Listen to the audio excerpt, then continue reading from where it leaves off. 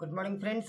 Suresh Kumar Devangan here, your friend, and I'm here with the last video of CCS CCA Conduct Rule, that is part 4. You must have seen so far part 1, part 2, part 3, and here we have to discuss the question number 104 up to 104, right from 71. In this video, we are going to talk about officials in disciplinary proceeding, court and departmental proceeding, appeal and appellant authorities, content and language.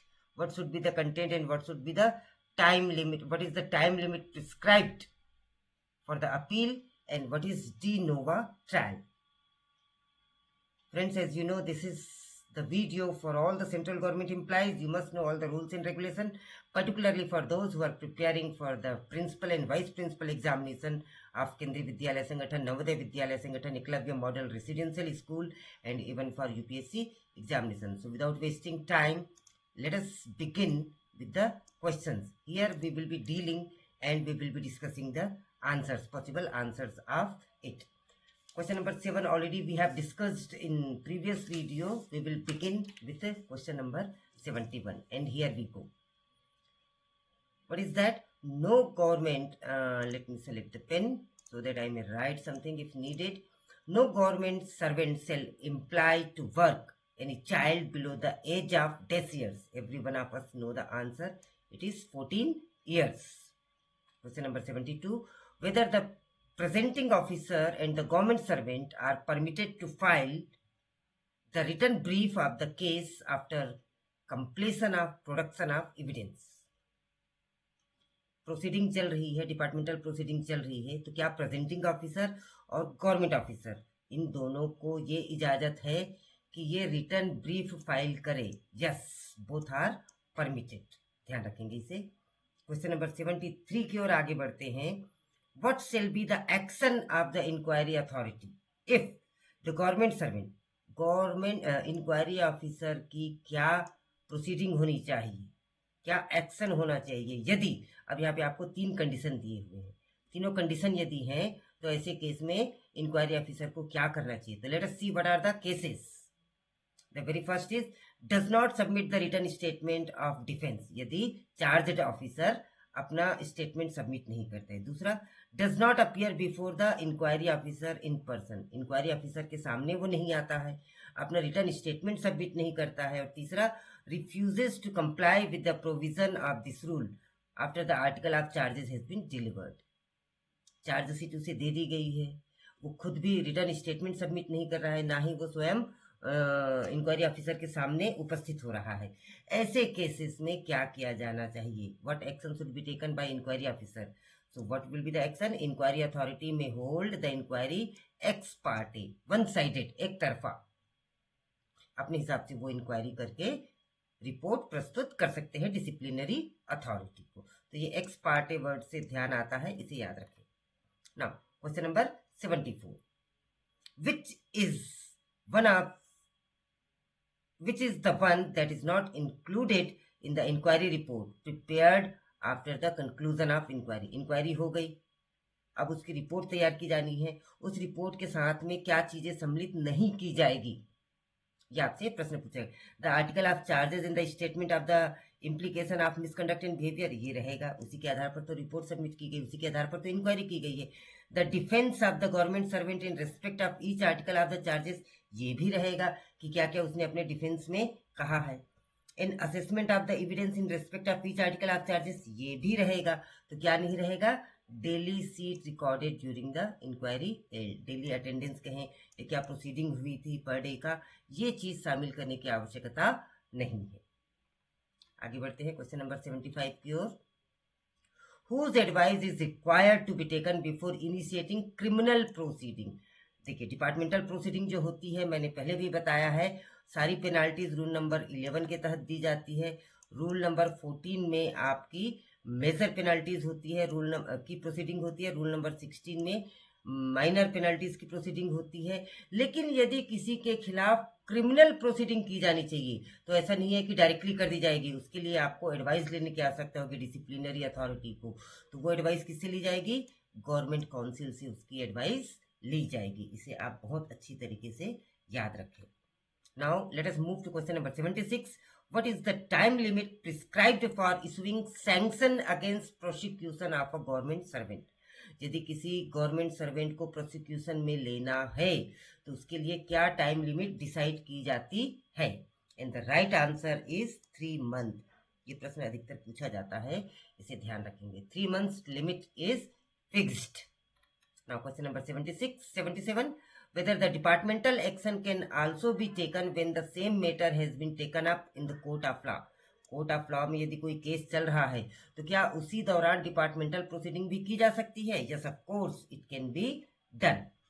Departmental proceeding बिल्कुल की जा सकती है. Which factor mentioned, question number 78 की ओर आगे बढ़ते हैं. Which factor mentioned below is not related to the cause for undue delay and faulty disposal of the disciplinary case. disciplinary case जो किसी एम्प्लॉय के खिलाफ चल रहा है. अब which factor mentioned below is not related to the cause of undue delay, जो उस डिसीजन में डिले हो रहा है या डिसीजन फॉल्टी आ रही है, उसमें कौन सा फैक्टर रिस्पॉन्सिबल नहीं है? देखिए, ऑफिसर कंडक्टिंग इंक्वायरी में भी प्री ऑक्युपाइड, ये संभव है. Unfamiliarity with the procedure and inadequate experience possibility है.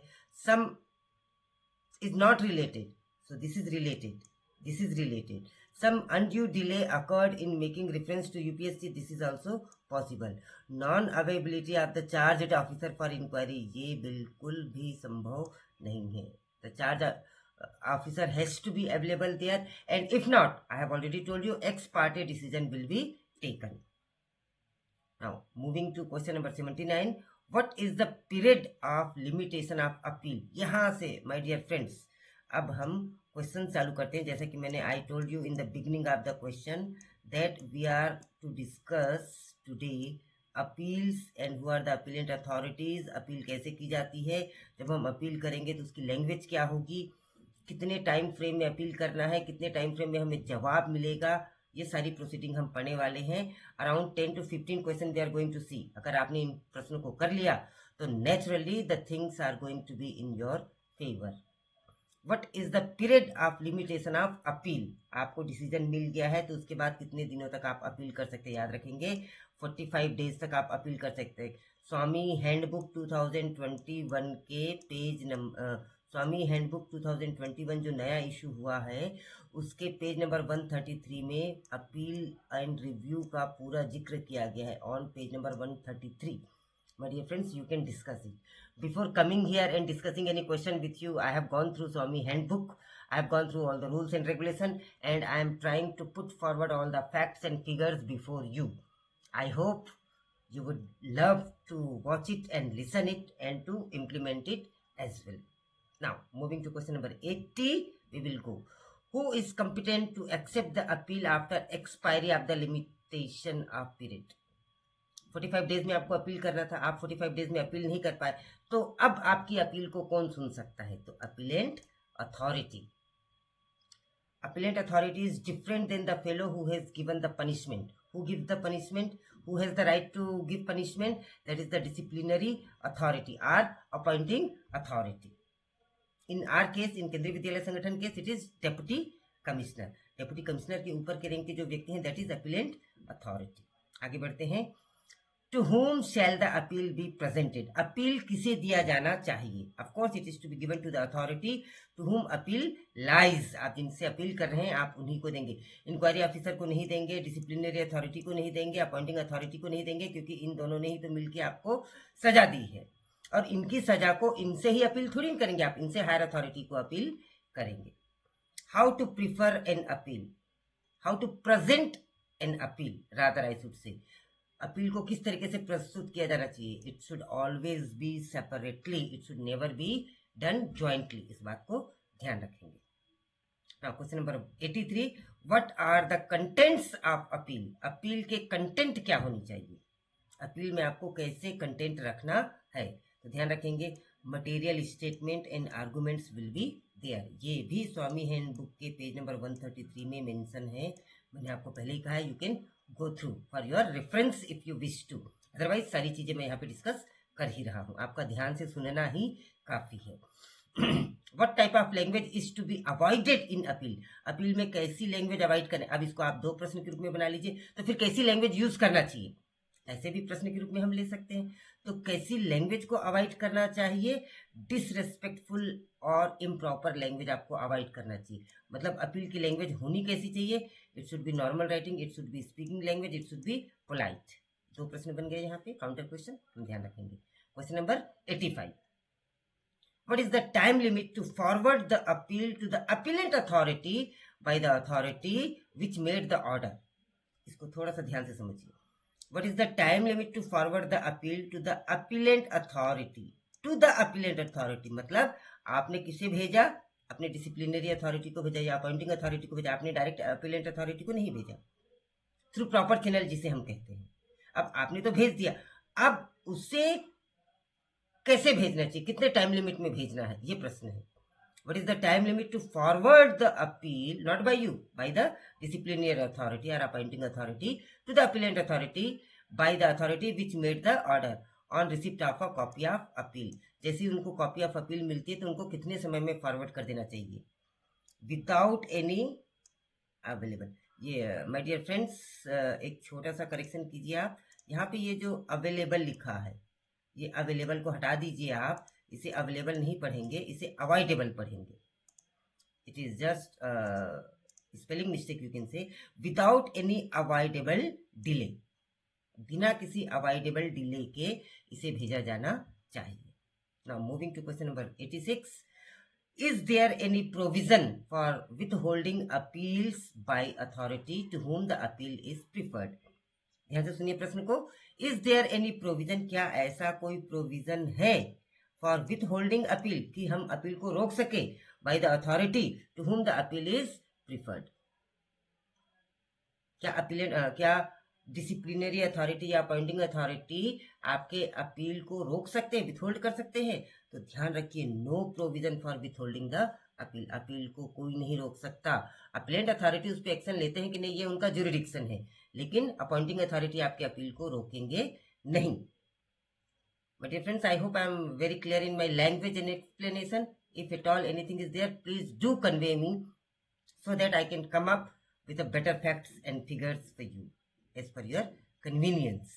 Now question number 87, what are the proper records to be submitted to the appellant authority with appeal or petition? जब आपको ये petition दे रहे हैं, application दे रहे हैं, request बना रहे हैं या अपील कर रहे हैं, तो क्या डॉक्यूमेंट सबमिट करना चाहिए? Here it is, brief history होना चाहिए, पैरावाइज कमेंट होना चाहिए, अनेक्सर ड्यूली कंप्लीटेड होना चाहिए, डिसिप्लिनरी फाइल इन ओरिजिनल होना चाहिए, अपील फाइल होना चाहिए in original in case of petition, SBC या डोजियर होना चाहिए, एनी रिकॉर्ड और document related to the case. ये सारी चीज आप देंगे तभी आपकी अपील को वजन मिलेगा, बल मिलेगा और सारी चीजें क्लियर होंगी। Question number 88, what is the time limit for review petitions addressed to a member a PNT board, personal and training postal and telecommunication board? तो इसके लिए क्या लिमिट डिसाइड की गई है? That is the question, and the limit is 60 days. ध्यान रखेंगे, normally जब हमें मिलता है तो हमें अपील के लिए 45 डेज मिलते हैं, ये ध्यान रखने, ये प्रश्न अलग है। What is the time limit for review petition, ये अलग है, ये अपील की डेट है, ये रिव्यू पिटीशन की डेट है, address to a member a PNT board, तो उसके लिए 60 डेज मिलते हैं। फ्रेंड्स, ये डेट्स में कंफ्यूज होने की जरूरत नहीं है, इसे आपको याद रखने की, दिमाग में रखने की आवश्यकता है। Which rule provision of CCA rules is to be considered by the appellate authority in case of appeal against the order of suspension? किसी व्यक्ति को ऑर्डर ऑफ सस्पेंशन मिल चुका है, अब वो उसी के खिलाफ अपील कर रहा है, तो कौन सा रूल लागू होगा? प्रश्न ये है, विच रूल प्रोविजन ऑफ मतलब कौन सा रूल दिया गया है प्रोविजन में, CCA रूल में, to be considered by appellate authority, तो अपीलेंट अथॉरिटी कौन सा रूल कंसीडर करेंगे? तो फ्रेंड्स, आपको ये बहुत अच्छे से क्लियर होगा, प्रीवियस नॉलेज के बेसिस पे आप भी इसका आंसर दे सकते हैं। रूल नंबर 10 होगा, क्योंकि मैंने बताया था rule number 11 is penalties, rule number 12 talks about the disciplinary authorities, none of the above, तो आंसर है ही नहीं इसका। तो what is the rule? Rule number 10 discusses about the appellate authority, you can go through and can read. Question number 90, in case of appeal against an order imposing any penalty under rule 11, ध्यान से सुने, in case of appeal against an order imposing penalty under rule 11, under rule 11 के तहत penalty दी गई है किसी व्यक्ति को, an appellate authority shall evaluate the same under provision of which of the following rule. अब रूल 11 के तहत उसे कोई पेनाल्टी दी गई है, उस पेनाल्टी को यदि कोई चैलेंज करता है या अपील करता है तो जो अपीलेंट अथॉरिटी है वो कौन से रूल के तहत काम करेंगे? फ्रेंड्स याद रखें हमेशा 27(2) के तहत उसकी सुनवाई होगी। सारे रूल्स यदि हमें याद हो तो हम बहुत अच्छे से प्रश्नों के उत्तर दे सकते हैं। Who can allow for personal hearing in major penalty case. Major penalty यदि होती है आपको तो आपको पर्सनल हियरिंग के लिए भी समय दिया जाएगा, और ये आपको कौन अलाउ कर सकता है? Only appellate authority can allow you for personal hearing in the case of major penalties. When is de novo proceeding required? मैंने आपको वीडियो के शुरू में ही बताया था कि today we are going to discuss what is de novo proceeding. तो de novo proceeding क्या है, पहले हम उसे समझ लेते हैं। What is de novo proceeding? आप देखिए, मेरे ख्याल से आप देख पा रहे होंगे डी नोवो प्रोसीडिंग क्या है। आप के लिए मैं पढ़ता हूं इसे। De novo trial means a new trial. De novo एक टर्म है, उसके लिए अर्थ क्या है? New trial ordered by an appellate court in exceptional cases. कुछ ही केसेस में इसको ऑर्डर किया जाता है। When the original trial failed to make a determination in manner dictated by law. ऐसा लगता है कि जो डिसीजन दिया गया है is not determined properly, then the trial is conducted afresh. फिर से नए तरीके से पूर्णतः सुनवाई होगी। जो पुराना था उसे नल एंड वाइड कर दिया गया, पूरी तरीके से नए सुनवाई की जाएगी। Afresh by the court as if there had not been a trial in first instance. पहले जैसे कुछ हुआ ही नहीं हो, इस तरीके से यदि की जाती है तो that is known as de novo. तो अब पूछा जा रहा है हमारा प्रश्न, I hope de novo is clear to you. अब पूछा जा रहा है डी नोवो प्रोसीडिंग कब की जाती है, कब इसकी आवश्यकता होती है? तो हमारा उत्तर है when appellate authority set aside the punishment order. जब उसके पनिशमेंट ऑर्डर जो उसे दिया गया उसे उसने कैंसिल कर दिया अपीलिंग अथॉरिटी ने कि इसकी जरूरत नहीं है, तो फिर से प्रोसीडिंग चालू हो जाती है। That is known as de novo proceeding. 93 number question. Who is competent authority to review revised punishment order in respect of government servant serving in postal department? postal department में यदि कोई government servant है तो उसके किसी order को review revise करने का अधिकार किसे होता है इन पोस्टल डिपार्टमेंट? तो ध्यान रखिए दोस्तों, member personnel postal service board को ही ये अधिकार होता है। अब हम यहाँ पे चर्चा करेंगे पोस्टल बोर्ड की, टेलीकम्युनिकेशन बोर्ड की और अलग अलग डिपार्टमेंट की, कि उनके head, audit and general board की, तो उनके हेड कौन कौन होते हैं। तो इनको केवल नाम याद रखने की आपको आवश्यकता है। Who is the authority to review, revise the punishment order in respect of a government servant serving in telecommunication department? Postal department का मैंने बता दिया आपको, member personnel postal service board, और in case of telecommunication it is going to be advisor human resource development department of telecommunication. Question number 95, who is competent authority to review, revise the punishment order of the government servant serving in the Indian Audit and Account Department? तो सबको answer इसका पता होगा। It is going to be CAG, CAG, जिसे हम कहते हैं controller and general audit general. CAG is the authority to review and revise the punishment order. बढ़ते हैं आगे 96 नंबर क्वेश्चन की ओर।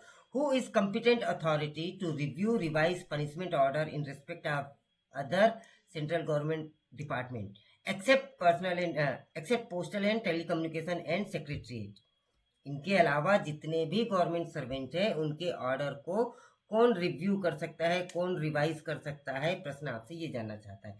तो head of a department directly under the central government. जिस डिपार्टमेंट का, एजुकेशन डिपार्टमेंट है तो एजुकेशन, इरिगेशन डिपार्टमेंट है तो इरिगेशन, या हेल्थ मिनिस्ट्री है तो हेल्थ डिपार्टमेंट के जो डायरेक्टली होंगे उसके हेड ऑफ द डिपार्टमेंट कर सकते हैं। इस बात को आप ध्यान रखें।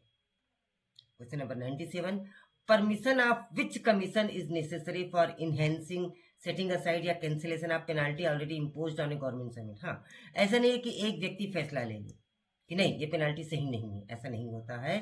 The permission is also required from higher authority, higher department, and which is that it is Union Public Service Commission, that is known as UPSC, that is abbreviated as UPSC. इनकी परमिशन लेना आवश्यक होता है before revising या setting aside या cancellation of the penalty.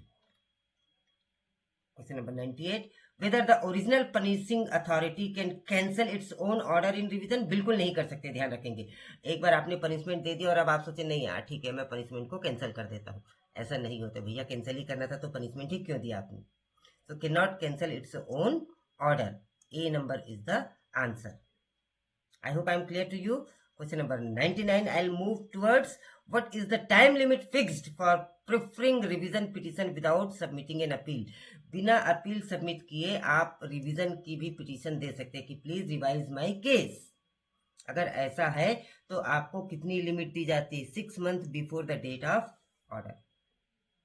6 months before the date of order. Question number 100, friends ये बड़ी खुशी की बात है, वीडियो नंबर 4 है और हम 100 MCQ कंप्लीट करने की ओर है। यदि आपने वीडियोस को ध्यान से देखा होगा तो निश्चित रूप से अभी तक आपने इन क्वेश्चंस को अच्छे से पढ़ लिया होगा। You must have seen right from video 1 to video 4 I have never told you to like or subscribe the video, and still I will not say. Only one thing I would like to say, either you be in the channel and check it every day for new videos, and subscription only gives you notification। Subscription से केवल इतना होता है कि आपको जब कभी भी लेटेस्ट अपडेट होता है, कोई भी वीडियो अपलोड होता है, because you may not be getting the link और you may not come to know that new video has been uploaded, so that is the only benefit for you to subscribe our channel, and it is free of cost. You need not pay anything for that, and you need not to go anywhere, only you need to subscribe the channel. You can do it if you wish to। 100 number question की ओर आगे बढ़ते हैं। Who is competent for remanding case for revision of penalty in respect of P&T department, postal and telecommunication department के लिए who is the competent for reminding case? Reminding case के लिए कौन competent authority होते हैं? And the answer is the president, of course, in all the department, or P&T board। जहाँ president का नाम आता है naturally he can do anything। Is UPSC consultation necessary for remanding a case for revision of penalty? क्या UPSC का permission आवश्यक है in case of revision of a penalty? यदि आपको ध्यान होगा हमने अभी बोला था पेनाल्टी को यदि रिवाइज किया जाता है तो परमिशन लेना आवश्यक होता है, लेकिन यहाँ पे ऑप्शन दिया not necessary when the president sets aside the proceeding. यदि प्रेसिडेंट अगर उसे सेट असाइड करे तो प्रेसिडेंट को किसी से परमिशन लेने की जरूरत नहीं है, he is above and all. But if president is not involve then definitely such permission is necessary. ये पहले के क्वेश्चन में भी हमने इसे किया है। Let us move to question number 102, when is it necessary to initiate de novo proceeding? De novo proceeding अभी हमने पढ़ा था न्यू ट्रायल, न्यू केस। तो when it is necessary to initiate de novo proceeding against the concerned officer, किसी concerned officer के against de novo case नए तरीके से ट्रायल करना की आवश्यकता कब हो जाती है? If an appellate order is set aside for procedural defect, कि उसमें प्रोसीजर से रिलेटेड कुछ डिफेक्ट था ऐसा सोच के अपीलेंट अथॉरिटी यदि उसे सेट असाइड कर देते हैं तब नए तरीके से उनके पेनाल्टीज को कैंसिल कर देते हैं तो नए तरीके से केस की फिर से सुनवाई की जाती है, प्रोसीडिंग फिर से स्टार्ट की जाती है। Last 2 question of the day dear friends, how are the orders notices served to the government servant? Government servant को कोई भी नोटिस या ऑर्डर कैसे दिया जाता है? We know it very well, served in person और by registered post, either by registered post ताकि उसकी एक्नॉलेजमेंट रखी जा सके, या फिर उसे इन पर्सन दिया जाता है और उनसे एक्नॉलेजमेंट लिया जाता है। Should the copy of UPSC advice be supply to the government servant along with the final order of penalty? जब यूपीएससी ने कोई पेनाल्टी इम्पोज किया है तो क्या यूपीएससी का एडवाइस भी उसके साथ में दिया जाना चाहिए? अपील के बाद की बात हो रही है तो इसका राइट आंसर हो जाएगा yes, should be supplied. So friends, here we end 104 question. You can read question number 105. It is going to discuss about the conduct rule. In the next 4 videos, again I will meet you with the conduct rule starting from 105, और उन videos में हम discuss करेंगे question number 105 से लेकर 235 तक। ये conduct rule के क्वेश्चंस होंगे। अभी तक जो हम कर रहे थे वो सीसीए के क्वेश्चन थे। तो फ्रेंड्स 104 क्वेश्चन सीसीए के, and I guarantee you 10 question as it is in the examination of principal and vice principal. Thank you for watching this video. एक और मैं अनाउंसमेंट करना चाहता हूं। I am going to provide you one video including question number 1 to 104. It is going to be a marathon video where at a stretch you will be getting all 100 questions together. यदि आप टुकड़ों में पढ़ना चाहते हैं तो part 1, part 2, part 3, part 4 करके पढ़ सकते हैं, और यदि आप एक साथ एक दिन पढ़ना चाहते हैं तो give 1 hour and CCA rule is over. 10 marks is sure. Thank you for watching this video. Thank you. Have a nice day.